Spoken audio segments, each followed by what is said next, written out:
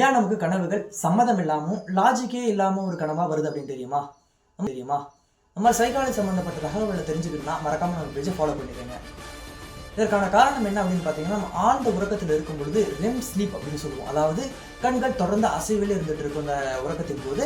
அந்த சமயத்தில் என்ன ஆகும் அப்படின்னு பார்த்தீங்கன்னா, நம்மளுடைய மூளைக்கு பான்ஸ் அப்படின்ற ஒரு பகுதியிலிருந்து சிக்னல்ஸ் அனுப்பப்படும். அந்த சிக்னல்ஸ்லாம் என்ன பண்ணும் அப்படின்னு பார்த்தீங்கன்னா, அதாவது நினைவுக்கு ஒரு பகுதி இருக்குது மூளையில், அதே மாதிரி உணர்ச்சிக்கு ஒரு பகுதிகள் இருக்குது, பார்வைக்கு ஒரு பகுதி, இந்த மாதிரி பகுதிகளுக்கெல்லாம் இந்த சிக்னல்ஸ் ஆனது அனுப்பப்படும்.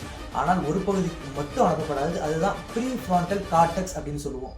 இந்த ப்ரீ ஃப்ரான்டல் கார்டெக்ஸ் உடைய வேலை என்ன அப்படின்னு பார்த்தீங்கன்னா, நமக்கு லாஜிக்காக திங்க் பண்ண வைக்கிறது. இப்போ இந்த சிக்னல்ஸ் மற்ற இடத்துக்கெல்லாம் போவதன் காரணமாக என்ன ஆகும் அப்படின்னு பார்த்தீங்கன்னா, ஒரு கனவாக உருவாக்கி தரும் மூளை.